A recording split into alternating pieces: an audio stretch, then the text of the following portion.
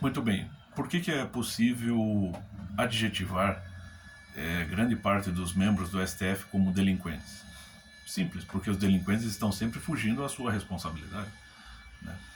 Recentemente foi publicado um vídeo pelos canais oficiais do próprio órgão do STF, né, apostando na tese esdrúxula de que os ministros do Supremo Tribunal Federal de modo algum proibiram o presidente Jair Bolsonaro de tomar decisões, né, de agir, né, com relação ao tratamento da Covid durante o período da pandemia.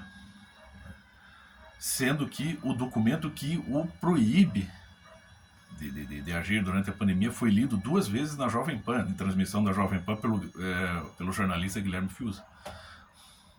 Então, é um descaramento assim, sem precedentes, no meu entender. Porque isso não é um soco na boca do estômago brasileiro, isso é uma ofensa à inteligência do povo brasileiro.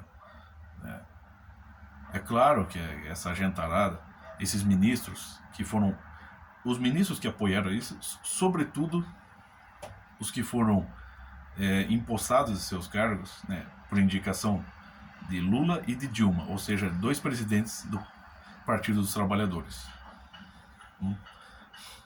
E esses ministros estão justamente, né, mancomunados para tentar desmoralizar, né, e acabar com o presidente Jair Bolsonaro e resgatar o Lula para o seu cargo. É aquela coisa, uma mão lava a outra. Né? Então é claro que é um bando de delinquentes institucionalizados. O que é o Lula se não um delinquente? O que é a Dilma se não uma delinquente? Não é porque a pessoa está de posse de um cargo de alto nível que não seja um delinquente.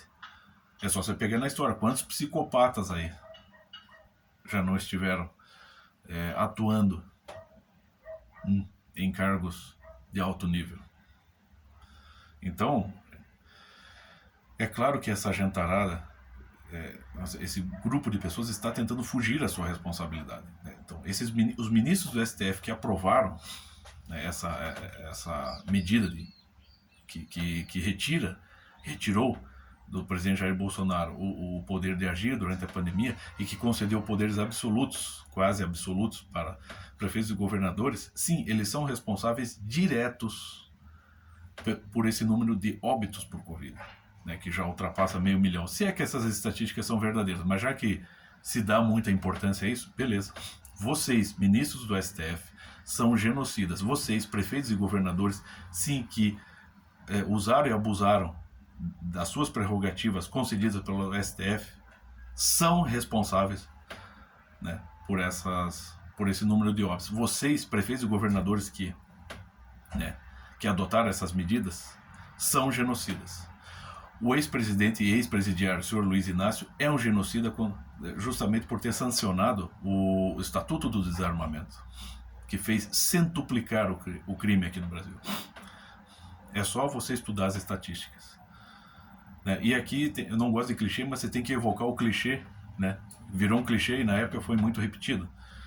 Né? Que quando da aprovação do Estatuto do Desarmamento, que vai desarmar a população, mas não vai desarmar os bandidos. Ou algum bandido foi lá de livre e espontânea vontade de entregar a sua arma. Não, foram cidadãos de bem, os cidadãos de bem, né? Que, né, movidos por uma ilusão ou, né, agindo como idiotas úteis, entregaram a segurança pessoal, a segurança da sua família nas mãos do Estado, que obviamente não pode cuidar de todo mundo. Né? O crime centuplicou o número de assassinatos por armas de fogo, centuplicaram aqui no Brasil, e não por armas, né, legalizadas, por armas ilegais. Né? Esse é o caos criado por governos do tipo PT, que estavam ocupando a presidência do Brasil no momento.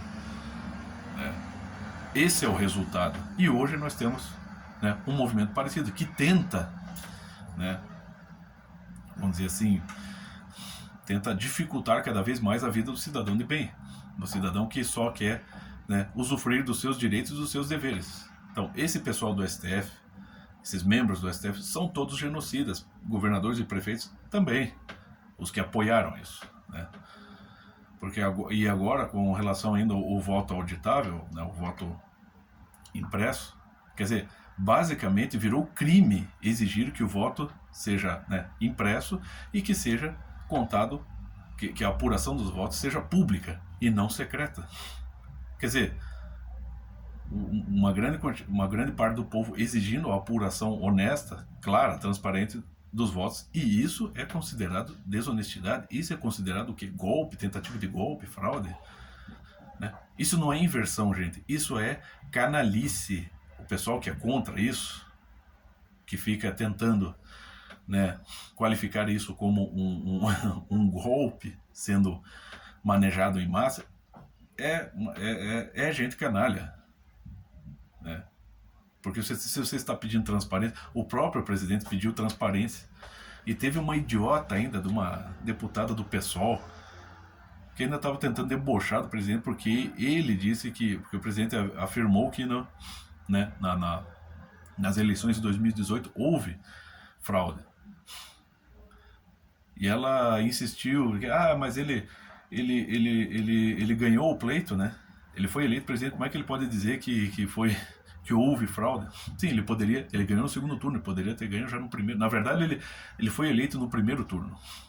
E se ele está exigindo também a apuração transparente, a apuração pública dos votos, é porque ele também, né, vamos dizer assim, dá a cara a tapa. Se a apuração for pública e ele perder, ele vai aceitar o resultado. Eu acho que ele é honesto o suficiente para isso. Mas esse pessoal, o pessoal da esquerda, o pessoal que assim, que é pessoal de carteirinha dos movimentos de esquerda, do movimento comunista, esse pessoal é doente, eles são obsessivamente doentes mentais, né? Eles não são pessoas normais, assim, é uma doença espiritual esse troço. Quando o professor Olavo explica que o socialismo, que o comunismo é doença espiritual, tá aí, né? Quando chegou ao ponto de as pessoas exigirem transparência nas eleições, e o pessoal da oposição, o pessoal da esquerda, não, diz que tem que ser secreto. Assim, na cara dura. Isso é já, né, vamos dizer assim, já o transbordamento de uma doença mental, já que já não consegue mais esconder. Entendeu? Mas para, né, fechar aqui com chave de ouro, porque, né, ninguém melhor do que Chesterton para falar sobre isso, vou pegar aqui um trecho. Esse aqui é o livro Os 12 Tipos, o livro que eu ganhei recentemente de uma pessoa que eu amo muito. Então, assim, no prefácio diz o seguinte: é impossível satirizar um homem sem uma plena estimativa por suas virtudes.